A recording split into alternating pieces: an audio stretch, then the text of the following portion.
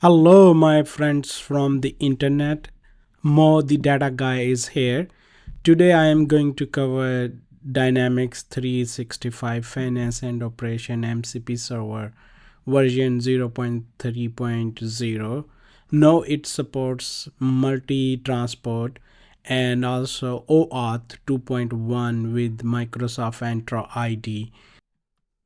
With this release, you can use it with the standard IO transport inside VS Code or Claude desktop that is already supported.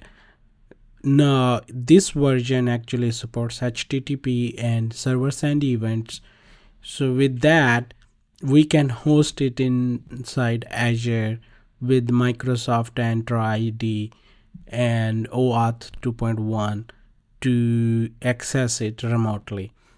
Let's do that. First, we are going to need Azure application registration. I already have one. You can follow these steps and create one. Few important things. We need to update the callback URL. And once we have our application hosted in Azure portal, we will get the URL, then we will update. We need a secret, then we need permissions. You can create your custom permission scopes or permissions to limit access to specific users inside your tenant. Then we will configure our environment variables. So you probably already have a client ID, client secret to connect with the finance and operation. This is in addition to that, so just to authenticate. As a best practice, you should keep these two separate. First, we will get our Docker container image from GitHub Container repository. Then we will go to the Azure portal and create a new resource. This will be the web application. We will create a new resource group.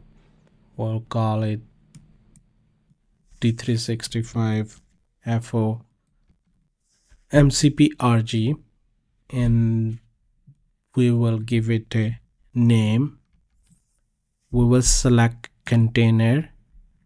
Stack will be Linux. Region, whatever applicable to you. Then next stop is container. We will select other container registries. We will specify GHCRIO and our image. The port is actually 800. That's all we have to do, and we will click create, which I already have done, and I will come back. Once the web app is provisioned, we will go to settings, then environment variables. We will set up all of our environment variables, which are D365 Finance and Operation, Client ID, Client Secret, then configuration related to auth. So this is auth based URL. This is the URL to your web application that you hosted. You can get it from the overview tab. The client ID, client secret, and tenant for the auth. And you can specify scope. The other important values are host. MCP host need to be 0000, and this will allow the container to be accessed from the outside world. This is the port you have specified earlier, and the transport need to be HTTP, so we can access it through HTTPS. Once you do that and apply this, it will restart your container. You should be good. If you want to troubleshoot, you can go to development center, and there is this log over here. You can view the log. Now that we hosted our MCP server, we can access it in VS Code Copilot. For that, we can update our mcp.json file to specify type HTTP, and then the URL will be the full URL to our MCP server. Let's test some queries. The wipe check will be list FO profiles.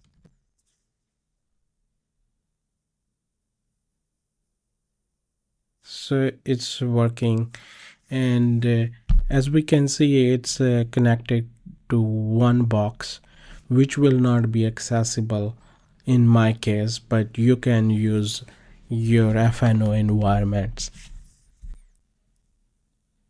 Let's do another configuration in Claude Desktop. In Claude Desktop, we will go to settings and then connectors.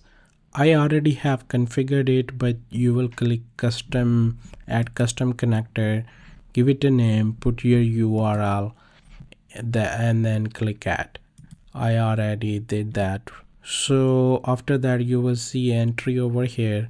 If you do not see that, just restart your Claude Desktop. Now we will click connect. This will trigger your authentication flow. I did not mention that with VS Code configuration, but when you start it first time, it will trigger the authentication flow in VS Code as well. I will click that, and we can see it bring up this login screen, and I logged in, I have access, and it's asking me open Claude. So we are back in Claude, and we can see it's enabled.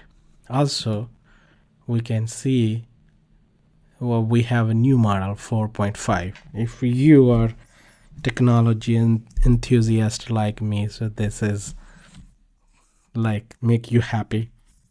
Let's do some queries. List FO profiles.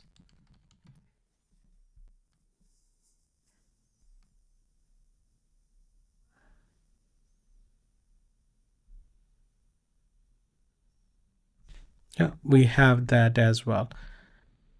With that, I hope you will configure this and try it yourself. Give me your feedback and let me know what we should do with this project next. Thank you very much. See you in the next one.